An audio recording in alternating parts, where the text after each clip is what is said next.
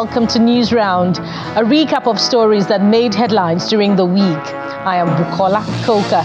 First, the headlines. Protests rock Kano State over appeal court verdict sacking Governor Yusuf.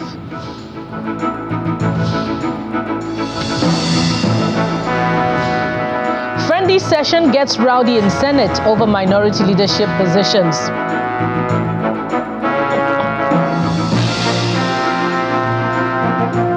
High Court in Abuja grants former Central Bank Governor Godwin Emefiele 300 million naira bail with 2 sureties and like sum. Plus,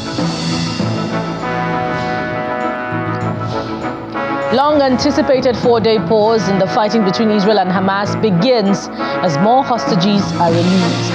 That's News Round in View.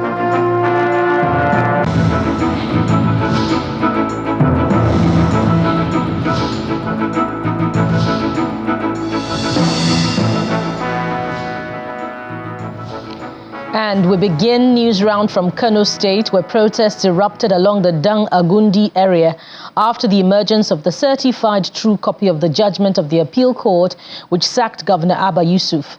The police were, however, able to disperse the protesters, although some of them vowed to remain on the streets. The protests come on the heels of a directive by the State Police Command against any gathering over the appeal court judgment. It's been 5 days since the appeal court delivered its judgment that sacked Abba Yusuf as the Kano State governor.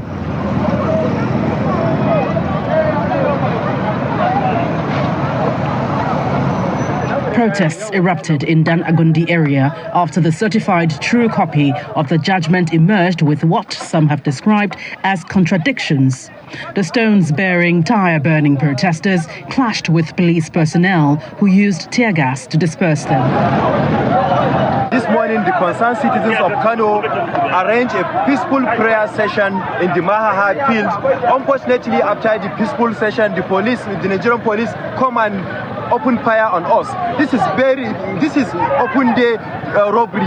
The Kano mandate has been stolen by the APC.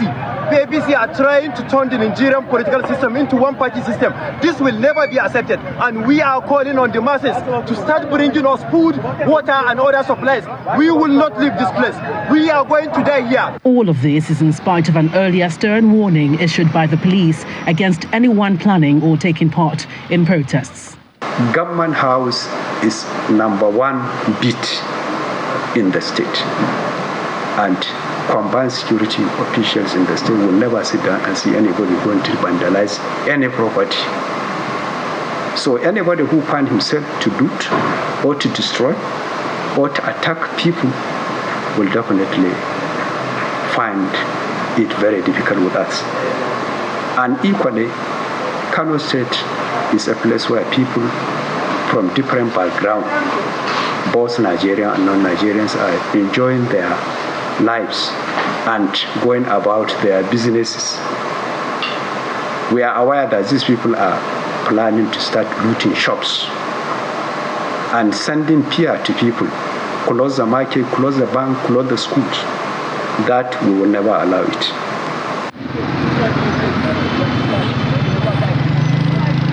Some level of calm has been restored to Kano metropolis, but the tension in Kano following the controversial court judgment calls for an urgent action for enduring peace.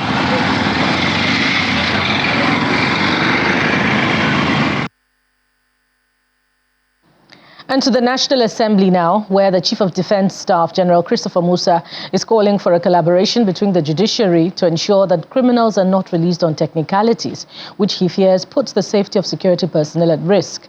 The CDS stated this when he led the service chiefs and the Inspector General to an interactive session with members of the House of Representatives. The House of Representatives receives the service chiefs and the Inspector General of Police for the commencement of its sectoral debate. The report is ready for presentation. The House had last week rejected the representatives sent by the security heads, insisting that they must appear in person.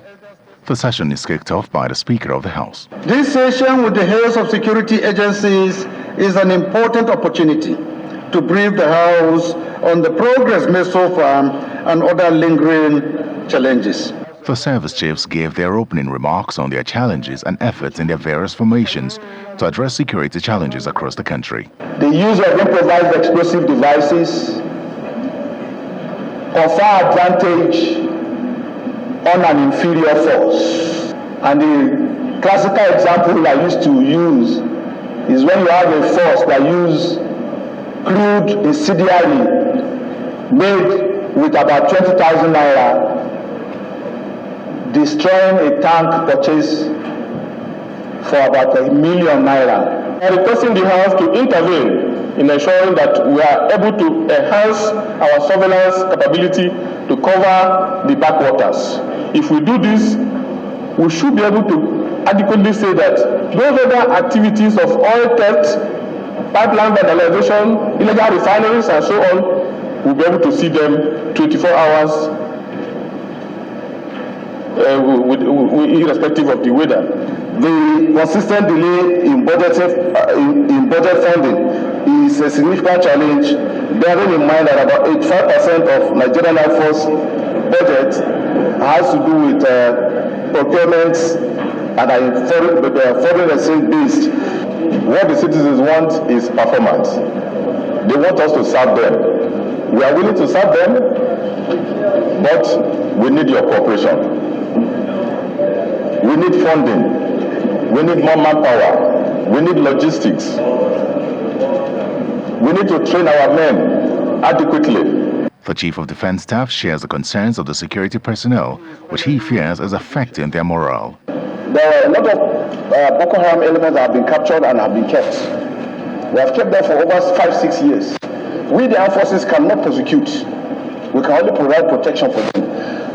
Some of them have been found to be wanting, but no prosecution. So we are keeping them for this lengthy period. Everybody accusing the armed forces of keeping them against their human rights, but we cannot prosecute. You do all your efforts. You make an arrest. You hand over. Before you enter your vehicle, the man is released on bail. The other ship that was arrested 10 years ago. It was arrested, it was handed over, the ship went and changed its name, changed its color, and came back again. 10 years later, we arrested the same ship. The only option we have now is we arrest, hold on, and then hold on quickly.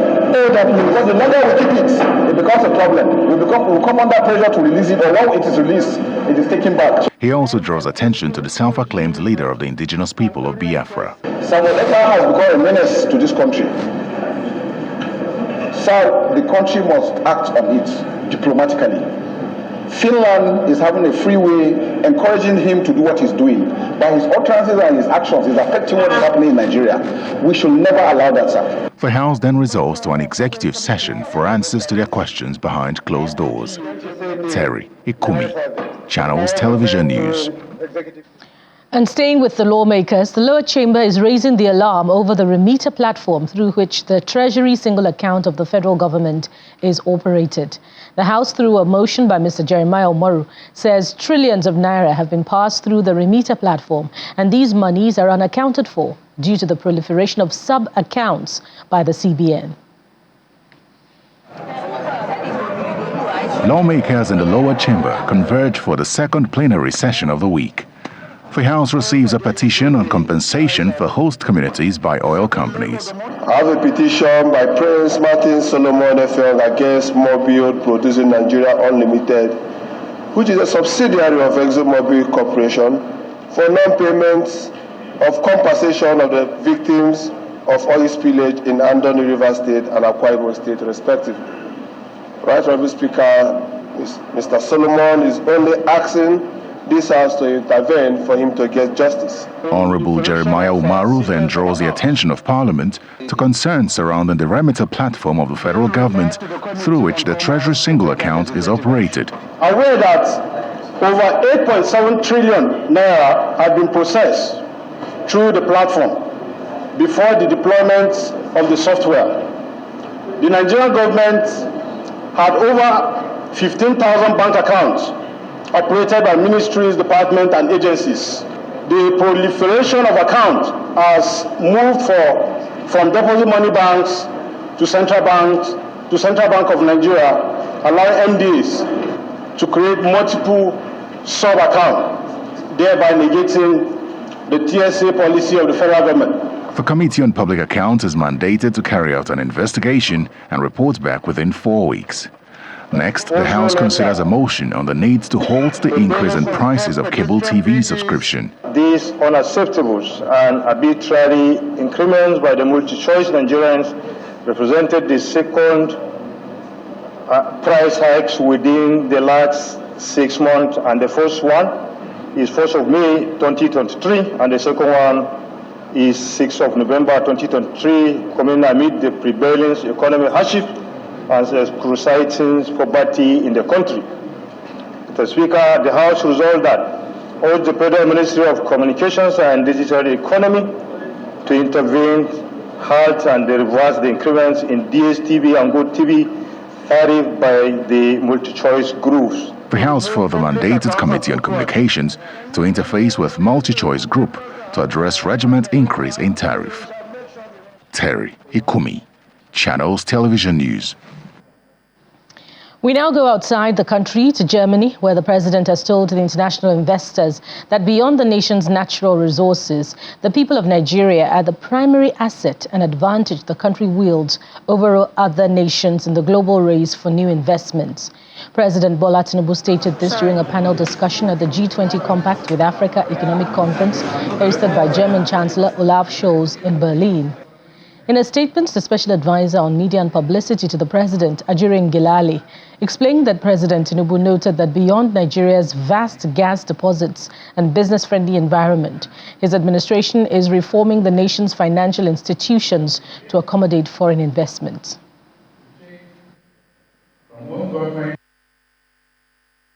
We've embarked on transformative changes. All obstacles hindering on businesses is being removed. We are reforming the economy based on the principle and philosophy of good governance. For us in Nigeria, we have the largest population in Africa and the biggest economy and biggest opportunity for all of you. We are reforming the economy to accommodate foreign investment. We are ready to partner with you. We have the youngest vibrant youth population, if add that, in Africa all through. And I believe Nigeria is a leading population in that area. Equally, we have what modern economy needs: well-educated population. Equally, we have the opportunity to digitalize, and we are on the rapid move on that, the digitalization of our economy and environment.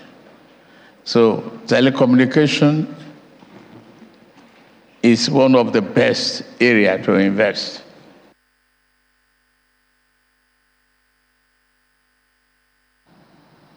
And when News Round returns,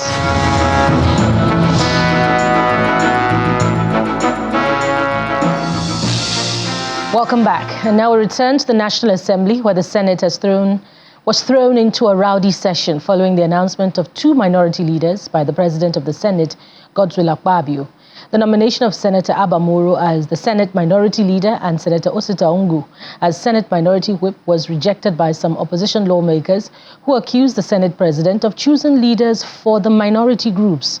After an intense argument, President of the Senate took the majority decision, who had voted in favor of the PDP for Senate Minority Whip.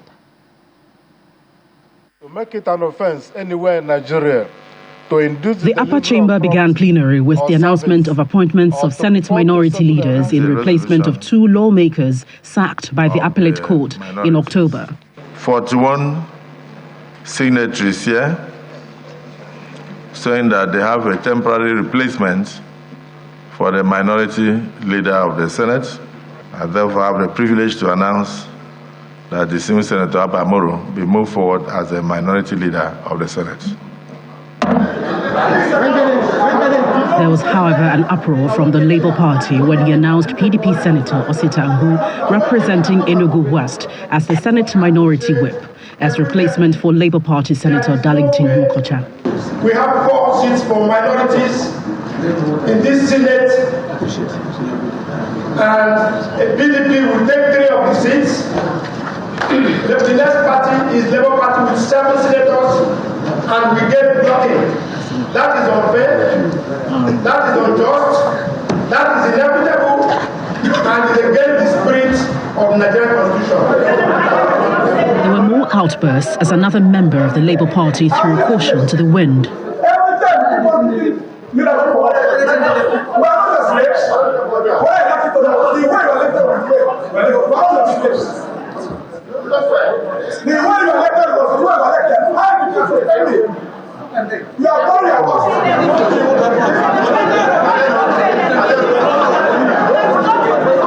Shouts of order went unheeded before calm was restored. You need to know that all you need to produce a leader is majority. If you are like 48 or 49 and 41 people have signed for Abamoro, what is the reason why you say the Senate President should not announce? I just want to plead with my colleagues to understand that my job here is not to take individual opinions or to work on the basis of what is convenient to you, but to work on the basis of truth. Meanwhile, the Senate has urged the federal government to immortalize the designer of Nigeria's national flag, Pa Taiwo Akinkunmi, who passed on October 29, 2023. The lawmakers, after the motion moved by Senator Sharafuddin Abiodun representing Oyo South, observed a minute's silence, urging the federal government to conduct a state burial in his honor for his befitting role in the design of the national flag.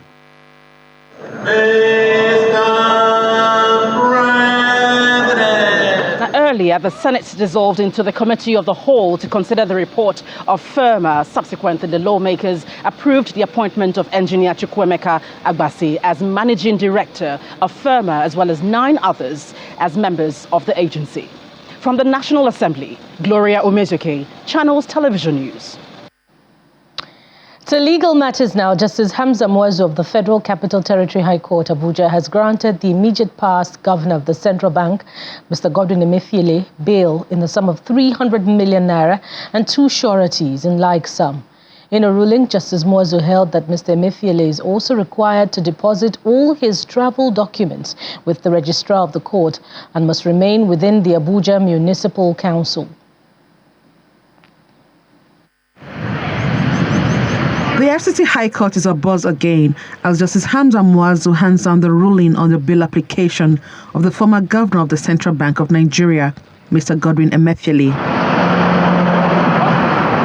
Mr. Emefiele is not in court following the order that he should be remanded in the Kuje Correctional Facility pending the determination of his bail application. In his ruling, Justice Muazu explains that he did not see the national security implication in the amended charge sheet, adding that there was no reason to deny Mr. Emefiele bail, as the charges before the courts were not capital offences. Justice Muazu further states that the former Apex Bank chief had the opportunity to leave the country and become a fugitive, but he turned himself in.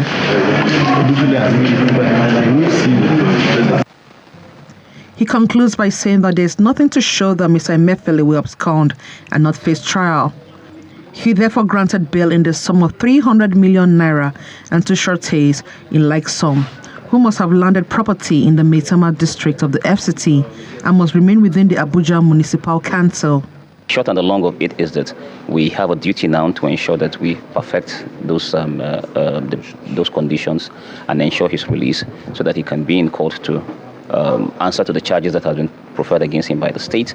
And if they have witnesses, well, they'll bring their witnesses and will test the potency of the evidence that they have.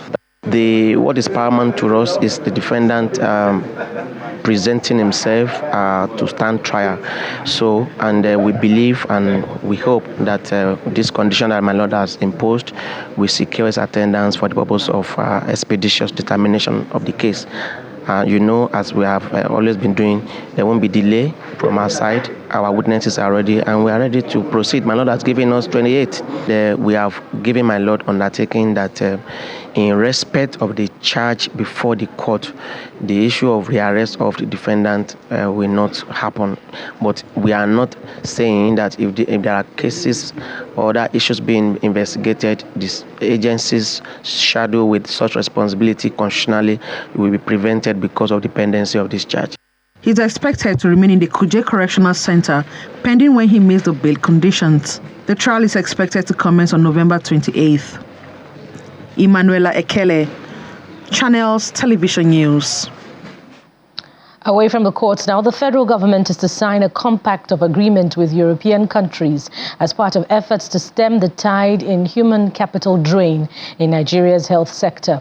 This formed part of the discussions at the National Economic Council meeting chaired by Vice President Kashim Shettima at the Presidential Villa, Abuja. Vice President Kashim Shettima chairs the National Economic Council meeting at the council chamber of the Presidential Villa. State governors, some deputy governors, ministers and other key stakeholders are in attendance. After several hours behind closed doors, some of the key resolutions reached are communicated to State House correspondents at the press gallery, beginning with the Special Agro-Processing Zone project. It's a one-stop shop where we will site it in peri-urban areas, not exactly in urban areas, and where you will have both production, aggregation, and processing of agricultural produce. And at the end of the construction, opportunities will be for almost 500,000 jobs on each zone, that is for each state, and then also to support about 100,000 farmers.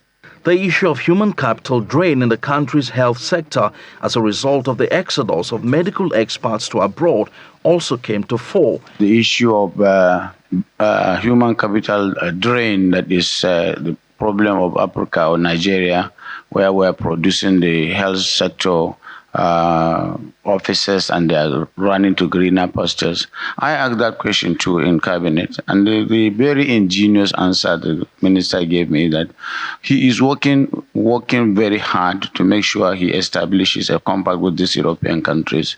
You know, under democracy, you cannot stop anybody from going. As a state, I have built over 1,000 primary health centers, but I don't have the doctors. I only have 100, as you said. But we used to have 3,000. They have run away.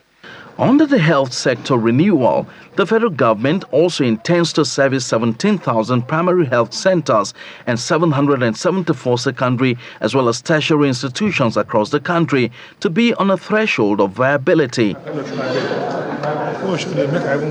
The National Economic Council also received a report of the Presidential Committee on Flood Preparedness, Mitigation and Response, which recommends that the federal government provide immediate financial intervention for states and victims of the 2022 and 2023 flood disasters. The report was adopted by NEC. From the Presidential Villa, Emperor Simon, Channels Television News. And we end News Round on a cheery note as the Israeli government has released a total of 39 Palestinian detainees in exchange for 24 hostages, including 13 Israelis, 10 Thais and 1 Filipino, freed earlier by Hamas. The 24 hostages, majority of them young children and the elderly, are now back in Israel. This comes barely 9 hours after the guns fell silent for the first time in 7 weeks. Under the terms of the temporary truce, which includes a 4-day pause in the fighting, 50 hostages and 150 Palestinian detainees are expected to regain freedom. More aid is also being allowed into Gaza. 60 lorries carrying medical supplies, fuel and food entered from Egypt. من الفلسطينيين المحتجزين لدى سجون الاحتلال الإسرائيلي هذا ما تقول به بعض الأخبار. And that's it on News Round at this time. Thank you for watching. Join us again for more updates at the next hour. I am Bukola Koka. Bye for now.